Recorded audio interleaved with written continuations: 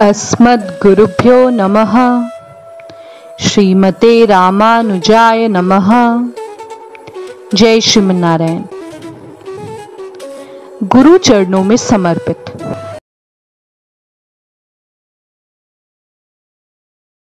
श्री आर्धपूर्णाचार्य स्वामी के अनन्य आचार्य निष्ठा। श्री आर्धपूर्णाचार्य अपने आचार्य यतिराज के श्री चरणों को ही उपाय मानकर उनकी सेवा में रहते थे। श्री आर्धपूर्णाचार्य जब यतिराज के साथ रंगनाथ भगवान के दर्शन के लिए जाते, तब वे रंगनाथ भगवान का दर्शन न करके यतिराज के दर्शन ही करते थे। एक बार यतिराज ने कहा, देखो रंगनाथ भगवान के नेत्र कितने सुंदर हैं। तो आर्धपूर्णाचार्य ने कहा, दास के लिए आपके नेत्र ही परम प्रिय हैं। एक समय आर्धपूर्णाचार्य यतिराज के लिए दूध गर्म कर रहे थे, तो बाहर रंगनाथ भगवान की सवारी आई। स्वामी जी दर्शन करने के लिए नहीं गए। पूछने पर उन्होंने बताया, अगर दर्शन करने जाते तो दूध उफन कर गिर जाता और आचार्य सेवा बिगड़ जाती। वे आचार्य का श्रीपाद तीर्थ ग्रहण किए बिना जल भी नहीं पीते थे। उन्होंने शालग्राम क्षेत्र में यतिराज की चरण पादुकाएं स्थापित की, ताकि लोग उन चरण पादुकाओं की आराधना करके संसार सागर से मुक्ति पा सके। उन्होंने अपनी अंतिम अवस्था में अपने अंतरंग शिष्यों को बुलाकर कहा कि आप लोग यतिराज के चरण कमलों को ही अपना रक्षक और उपाय मानकर जीवन व्यतीत करें। फलश्रुति, जो मनुष्य ऐसे महान आचार्यनिष्ठ महात्मा की महिमा का मनन करते हैं, वे निश्चय ही आचार्य के परम प्रिय भक्त बन जाते हैं। इसमें कोई संदेह नहीं।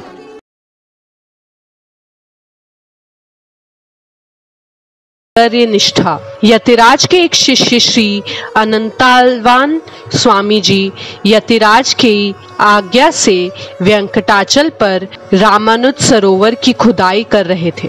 उनकी पत्नी टोकरी में मिट्टी भरकर दूर डाल रही थी। एक बालक सहायता के लिए आया तो अपना कैंकर बिगड़ता देखकर स्वामी जी ने उसे चले जाने के लिए कहा। तब वह बालक स्वामी जी के पत्नी को दूर से सहायता करने लगा और टोकरी खाली कर कर देने लगा। कार्य शीघ्र हो रहा है यह देखकर स्वामी जी को पता चला तो वे उस बालक के पीछे पड़ गए। बालक रूपी भगवान डर कर दौड़े और मंदिर में आ गए। एक समय अनंतालवान स्वामी जी भगवान के लिए तुलसी उतार रहे थे तो उन्हें सर्प ने डस लिया। लोगों ने कहा कि विष समन के लिए कुछ प्रयत्न करना चाहिए। तो स्वामी जी ने दृढ़ विश्वास पूर्वक कहा कि अगर मैं सर्प से ज्यादा बलवान हुआ तो रामानुज पुष्करनी में स्नान कर वेंकटेश भगवान की सेवा में चला जाऊंगा, और अगर सर्प ज्यादा बलवान हुआ तो मैं विराजा स्वप्न पर वेंकटनाथ भगवान की सेवा में जाऊंगा। इसमें डरने की क्या बात है। एक बार अनंतालवान स्वामी जी कौशल देश की यात्रा के लिए वेंकटाचल से निकले। साथ में भगवान का द्योतन प्रसाद दिया। कुछ दूरी पर जाकर पाने के लिए प्रसाद निकाला तो देखा कि वह पात्र चींटियों से भरा हुआ था। नित्य सूर्यों ने प्रार्थना की थी कि किसी भी रूप में हमें वेंकटाचल पर जन्म मिले।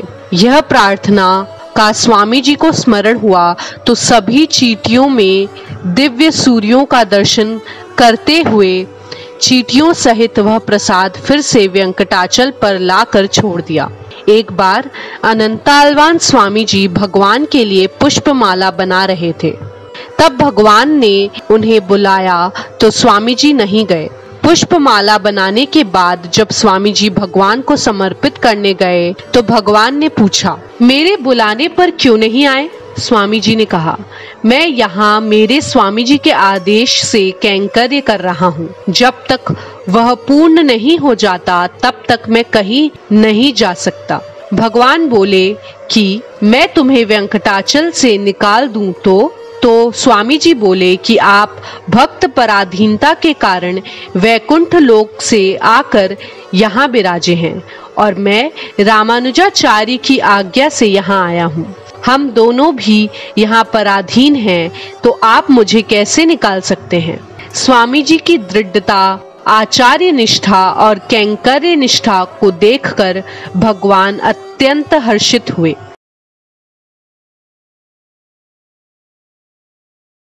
एक बार श्री कुरेशाचार्य ने रंगनाथ भगवान की सानिधि में आकर भगवान का मंगलाशासन किया। रंगनाथ भगवान ने अति प्रसन्न होकर उनसे मनोवांछित वर मांगने को कहा। कुरेशाचार्य ने कहा, आपने मुझे पहले से ही सब कुछ दिया है, अब कुछ भी कामना नहीं है।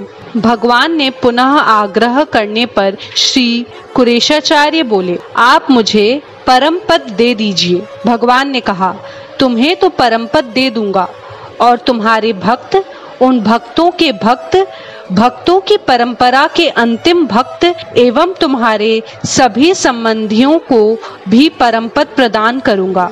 यतिराज ने जब यह सुना तो अत्यंत हर्षित होकर अपने एक काशाय वस्त्र को गेंद की भांति ऊपर उछाल कर नाचने लगे कि कुरेश का मेरा भी संबंध है, अब मुझे भी परम पद मिलेगा। यतिराज ने ध्यान मग्न कुरेश स्वामी जी के पास आकर उनको द्वय मंत्र सुनाया।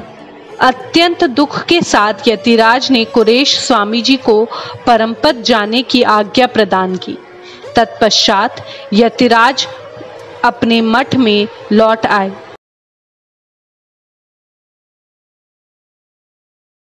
श्री कुरेशाचार्य का वैकुंठ जाने का संकल्प सुनकर भी उनकी पत्नी आंडाल ने वीणा विलाप उसे स्वीकार किया। श्री कुरेशाचार्य ने अपने दोनों पुत्रों को बुलाकर कहा कि वे कोदारंगेश के शरण में रहें। श्री रामानुजाचार्य को रक्षक मानकर अपनी माता की आज्ञा पालन करते हुए और श्री वैष्णवों की सेवा करते हुए जीवन यापन करें। ऐसा कहकर उन्होंने अनायास ही सहजता से बिना किसी प्रयास के अपना शरीर त्याग दिया। रामानुजाचार्य के आदेश से पराशर भट्ट ने अपने पिता कुरेशाचार्य का ब्रह्ममेध विधि से संस्कार संपन्न कराया। भगवान के लिए समर्पित शरणागत के शरीर का ब्रह्ममेध विधि से ही संस्कार कराना चाहिए। ब्रह्म चिंतन परायण मुनि हारित स्मृति में कही गई विधि से महाभागवतों का ब्रह्ममेध संस्कार होना चाहिए। तत्पश्चात पराशर भट्ट ने अपने पिता के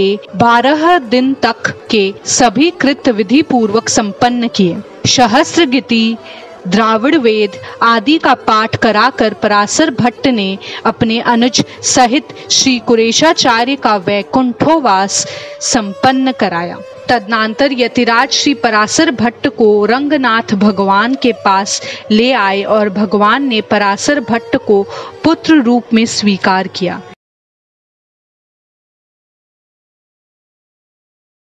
वैभव प्रकाशन। रंगनाथ भगवान ने यतिराज को कहा, आपसे संबंधित जितने भी श्री वैष्णव हैं तथा भविष्य में आपकी परंपरा में आने वाले जो जीव होंगे उनके लिए तथा आपके लिए हमने अपनी दोनों विभूतियां प्रदान कर दी हैं। वेंकटेश भगवान ने भी ऐसा ही कहकर यतिराज का वैभव बढ़ाया। एक समय वेंकटाद्रि के मार्ग पर तोंडरू कोडी नामक एक भक्ता ग्वालिन ने यतिराज और शिष्य मंडली को दही विक्रय किया। दही का मूल्य पूछने पर उसने मोक्ष मांगा तो यतिराज ने वेंकटेश भगवान के लिए पत्र लिख दिया। वह पत्र लिखकर वह भक्ता वेंकटेश भगवान के पास गई तो भगवान ने यतिराज के पत्र के कारण उस कुछ नहीं जानने वाली ग्वालिन को भी मोक्ष दे दिया। वरदराज भगवान ने यज्ञ मूर्ति के साथ 18 दिन तक चलने वाले शास्त्रार्थ के समय यज्ञ मूर्ति को पराजित करने का उपाय यतिराज को बताया था। वरदराज भगवान ने यादव प्रकाश के स्वप्न में आकर उन्हें यतिराज की शरण जाने की आज्ञा दी थी। यादवेंद्रनाथ भगवान ने यतिराज को स्वप्न में दर्शन देकर यादवाद्री में भगवत प्रतिष्ठा करने का आदेश दिया था। संपत कुमार भगवान ने यतिराज का पुत्रत्व स्वीकार किया था। सुंदर बाहु भगवान ने कहा, रामानुजाचार्य लोकरक्षक तथा विभूति द्वैनायक होने के कारण सर्वश्रेष्ठ हैं। प्राणतार्थी हाराचार्य स्वामी जी ने जब अपने आप को अगति मानकर सुंदर बाहु भगवान की शरणागति की तो भगवान ने कहा, यतिराज के शिष्य होकर आप अपने आप को अगति क्यों मानते हो? कुरंग गरीपूर्ण भगवान ने यतिराज को कहा, मेरे राम कृष्ण अवतार में भी लोगों ने मुझे भगवान नहीं माना, पर आपने लोगों को ऐसा कौन सा मंत्र दिया है कि लोग मुझे भगवान मानने लगे हैं? यतिराज के कहने पर कुरंग गिरिपूर्ण भगवान ने यतिराज का शिष्यत्व स्वीकार किया। फिर यतिराज ने भगवान के कान में मंत्र रत्न सुनाकर शिष्य बनाया। यतिराज ने कुरंग नगरी पूर्ण भगवान का श्री वैष्णव पूर्णदास नामकरण किया। इस प्रकार सभी दिव्य देशों में विराजने वाले अर्चा अवतारों ने यतिराज की वैभव वृद्धि की। इस वीडियो से जुड़े हुए कोई भी सवाल आप नीचे कमेंट बॉक्स में पूछ सकते हैं। धन्यवाद। वीडियो अगर अच्छा लगा हो तो इसे लाइक करें, अन्य भागवतों के साथ शेयर करें और हर वीडियो की अपडेट पाने के लिए चैनल को सब्सक्राइब करें। बेल आइकन दबाना ना भूलें। जय श्रीमन्नारायण। साष्टांग प्रणाम।